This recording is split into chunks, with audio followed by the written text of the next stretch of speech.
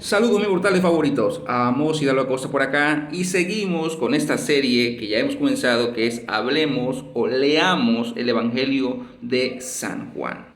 ¿Por qué razón? Porque el Evangelio de San Juan es uno de esos evangelios más cristocéntricos, cristocéntrico a full. Acuérdense que el apóstol Juan y lo que nosotros queremos también en este canal es magnificar a Cristo. En el nuevo pacto el eje central gira en torno a Cristo. Fuera de Cristo no hay nada, fuera de Cristo nada tiene sentido. El centro de todo, de la teología en el nuevo pacto es Cristo Jesús, la palabra encarnada. Entonces, hemos avanzado poquito a poco y ya hemos llegado hasta el versículo 13. Ahora vamos a detenernos solamente en el versículo 14 del capítulo 1. Estamos leyendo la Reina Valera 2015 y dice así: Y la palabra se hizo carne y habitó entre nosotros, y contemplamos su gloria, como la gloria del unigénito del Padre, lleno de gracia y de verdad. Esto es interesante porque nos dice, después de que ya leímos los primeros versículos, el prólogo, la introducción de Juan, y nos ha dicho que la palabra es preexistente a todo lo creado, que no es una creación de Dios, sino que Él mismo ha sido el agente creador de todo lo que existe. Y entonces Juan nos dice, el creador de todo lo que existe ha llegado a habitar entre nosotros. A lo suyo vino, mas los suyos no le recibieron. Hablando en esa universalidad. Vino al mundo que él creó y el mundo que él creó lo desechó. Pero no todos. Aquellos que le aceptaron, que le reconocieron como creador, como Mesías, como Salvador, Dios en su voluntad y a través de la fe en el Mesías los ha hecho legalmente hijos de Dios. Por lo tanto, ¿quién es hijo de Dios de acuerdo al Evangelio de Juan? Aquel que viene al Padre a través y únicamente a través del Hijo.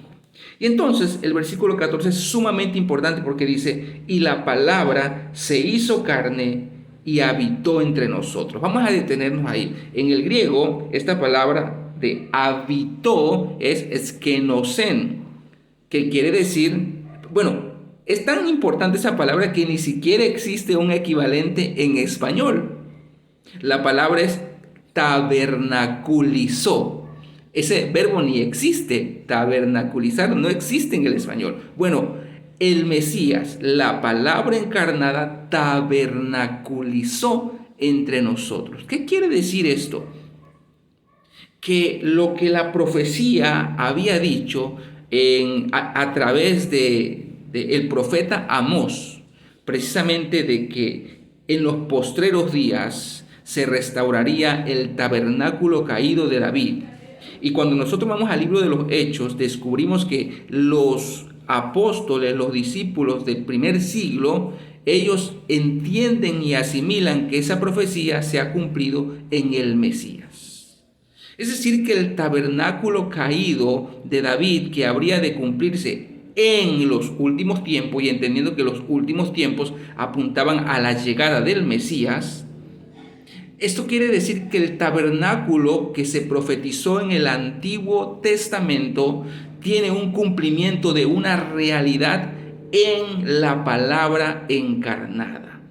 Él es el tabernáculo de Dios, habitando entre nosotros. Pero ¿esto qué quiere decir? Acuérdense que cuando el Mesías llega, en automático, de hecho, es tan importante la llegada del Mesías que en automático el pacto que estaba vigente en ese entonces, que era el pacto mosaico, pasa a ser un pacto que está a punto de desaparecer, como va a decir el escritor a los Hebreos. ¿Por qué? Porque entonces el Mesías es mucho mayor que Moisés, es mucho mayor que el pacto mosaico, es mucho mayor que toda la antigua creación, porque acuérdense que la creación la podemos dividir desde el primer Adán hasta el segundo Adán, entendiendo como el segundo Adán al Mesías. Entonces, cuando Él llega, el antiguo pacto pasa a ser obsoleto y caduco, porque Él viene y Él da cumplimiento en su muerte y en su resurrección a la institución del nuevo pacto. Es en este sentido que podemos entender algo muy importante. Cuando Jesús está en su ministerio, Él profetiza que el templo ha de ser destruido. El templo, acuérdense que el antiguo pacto giraba en torno al templo. El eje central de toda la teología del antiguo pacto era el templo. Pero en el nuevo pacto, el eje central de toda la teología ya no es el templo, no el templo físico. Ahora es el nuevo templo de Dios. ¿Y quién es? No qué es. ¿Quién es el nuevo templo de Dios? Es el Mesías, es la palabra encarnada. Por eso, cuando nosotros vamos al capítulo 2, versículo 19 del mismo Evangelio de Juan, Jesús dice esto respecto al templo que estaba en pie todavía en el tiempo en que Jesús dice estas palabras. Respondió Jesús y les dijo: destruyan este templo y en 3 días lo levantaré. Pero él estaba hablando de él, de su cuerpo. El templo que él habría de levantar, adivinen cuál es. Su cuerpo. El nuevo pacto gira en torno al Mesías resucitado.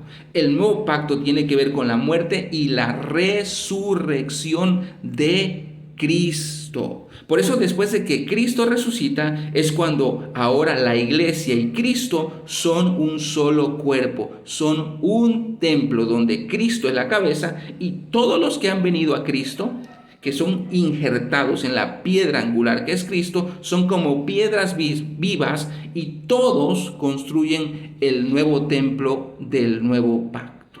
Por eso, cuando nosotros vamos a Apocalipsis, fíjense que hablando precisamente de la Nueva Jerusalén, nos dice lo siguiente, Apocalipsis 21:3. Oí una gran voz que procedía del trono diciendo: he aquí el tabernáculo de Dios. ¿Quién es el tabernáculo de Dios? La palabra encarnada.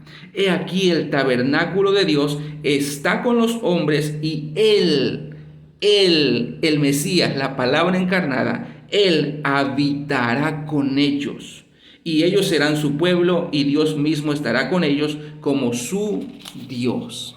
Vemos que en la Nueva Jerusalén en realidad no hay templo. El templo es la palabra, es el Mesías, es Jesucristo. Vamos a continuar leyendo el versículo 14 del primer capítulo. Y la palabra se hizo carne y habitó entre nosotros. Y contemplamos su gloria como la gloria del unigénito del Padre, lleno de gracia y de verdad. Eso es interesante porque, por ejemplo, Pablo, él dice que la gracia ha sido revelada a través de Cristo. Pero dice Juan, no solo la gracia, sino también la verdad. Porque cuando estamos en el nuevo pacto entendemos, viendo hacia atrás, que todo lo que existió antes del Mesías era una sombra. Todo, absolutamente todo, era una sombra que apuntaba al Mesías. En este caso, en el nuevo pacto, el templo es el Mesías.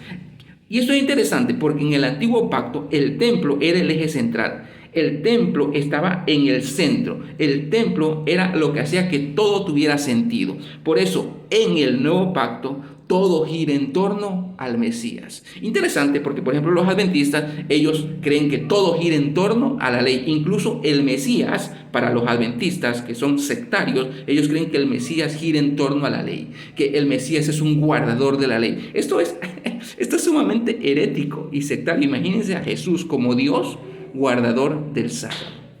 Eso es aberrante teológicamente, siquiera pensarlo. Por eso en el nuevo pacto, como dice Juan, todo lo que entendemos como una verdad es resumida en Cristo, porque todo lo anterior, antes de Cristo, era una sombra que apuntaba como cumplimiento en el Mesías. Por lo tanto, Juan y el nuevo pacto magnifica siempre a Cristo. Eso es todo y esperen la siguiente cápsula.